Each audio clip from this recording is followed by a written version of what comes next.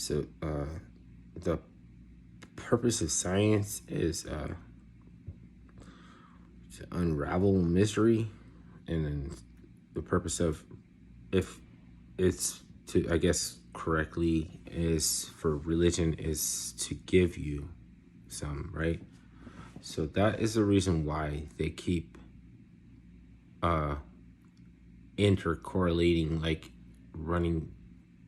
Basically, there is even an extreme that either one can go, then overcorrection for one rescuing you from the other.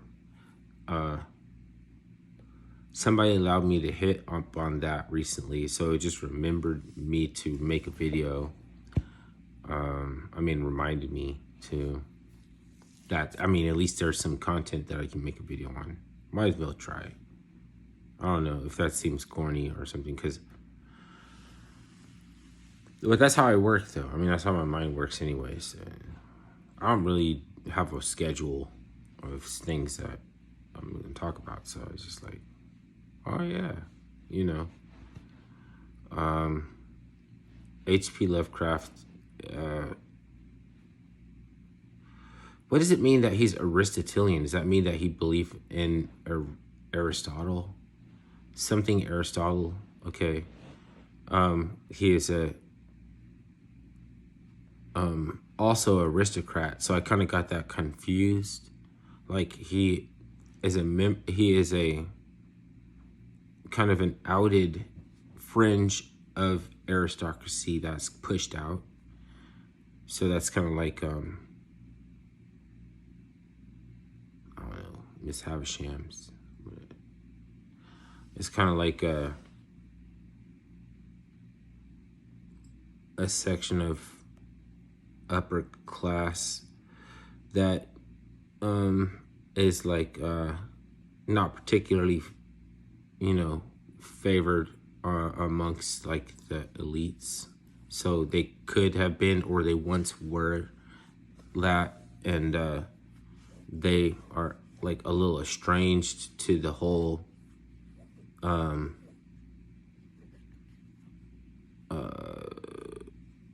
society. It's like something about the direction of society going more toward scientism that was worse than the extremes of religiosity.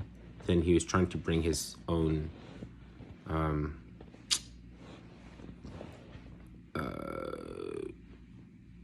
system of interpreting the dream, what's it called? Cycle or something. But he was trying to push back against scientism, describing the monsters of the experiments that are appallingly successful, and Solomon conjured demons that are basically has an angel or an angle, right? So that relates to the Goetia and the 36 chambers. I correlated this. People may wonder and don't know if it is or not. So I don't know if the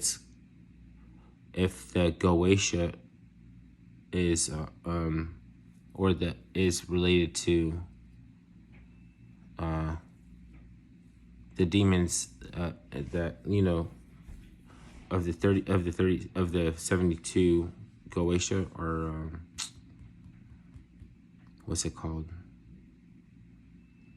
Like the same host of entities that has an angel within them, that fallen angel thing. It's like wondering, and also too, like people wonder if because there's a work of fiction that has a Necronomicon. Somebody came up with a book that lead you suspicious if whether or not it was precedent. So it's like you wonder if it was real or not. It's the Simon Necronomicon. And that's like really like could be just some hot topic, like some ornamental, like novelty garbage, like, like Ouija boards and stuff. Like, whether or not they work is not the operative question. It's like what they do. And if you want to believe in this ritual, then you have to think about its grounding and closing out the session the proper ways and everything. But yet you're trying to spook each other and getting, a response to the, the unseen, and breaking through the veil, and you can woo and everything, and you freak out, and people might run away and not close it off, and they might summon Zozo or something like crazy shit. I mean, all that shit might be scams, but there's still gonna be an exception where that's like, and then they show you these videos, like, I don't know, like, the stage productions has to go beyond anything sacred, because they use children actors and shit. Like, they have emptied out orphanage. Zozo emptied out a whole orphanage of kids getting spasms and freaking possession and shit.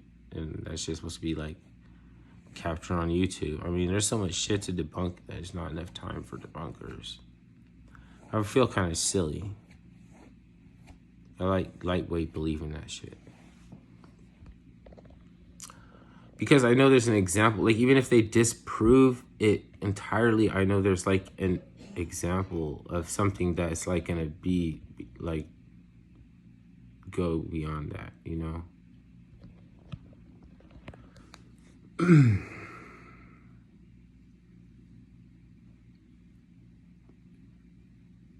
So I'm trying to think of something that's debunked. Like whether or not there's something not human in the national forest or something. You know what I mean? There's so much national forest that you have to imagine there's something that's not an animal or not human in the fucking woods. It has to be. It's like, okay, not a Tasmanian devil. It's like you have to qualify these things, I mean, a Tasmanian devil, because we think it's extinct, qualifies as a cryptid. So if you're wondering which cryptids are real, then people are gonna say it's Tasmanian devil, and there's sightings and that kind of shit. But that leaves something underwhelming. Where's the lizard man in the fucking wearing Dockers? Well, somebody could see Mothman, or somebody could get slipped some kind of belladonna or something, and they seen a banshee. If there's somebody in their neighborhood slipping people belladonna, then the whole town is aware of the banshee, the white lady in the dress. Just make people crash. They've seen her on the road and they swear out the way. So that is a good example. Oh, say I stumbled across a good example of a real cryptid. It's real because somebody crashed. It's not real because they even think that the apparition is actually, in the road. They gotta swerve out the way, enough to make them swerve out the way. It's real that the result is a car crash. It's not real what anybody says. It's real that they bapped, or they their actual physical property damage. That's what's real. Okay, that's kind of.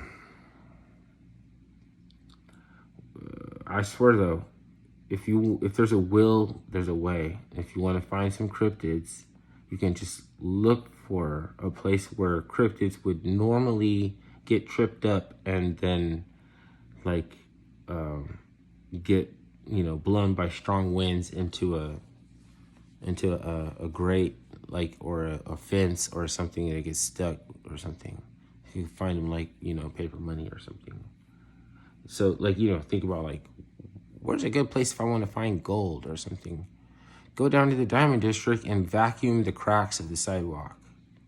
You're gonna find it. So like, how do you find something like a cryptid, it's gonna share context with something that you understand, and then without, like, insulting anybody's experience, it's going to try to figure out what they mean, and it's going to tie back into the cryptid.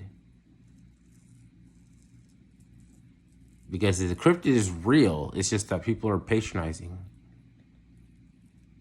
and then they make a movie like The Blair Witch or something like that. And they're running around the woods, and they don't know how close that they all came to getting fucking killed by the witch. You know what I mean? It's like they only didn't kill them because they're surrounded by so many spirits or something. So then they're like, I'm not going to kill you.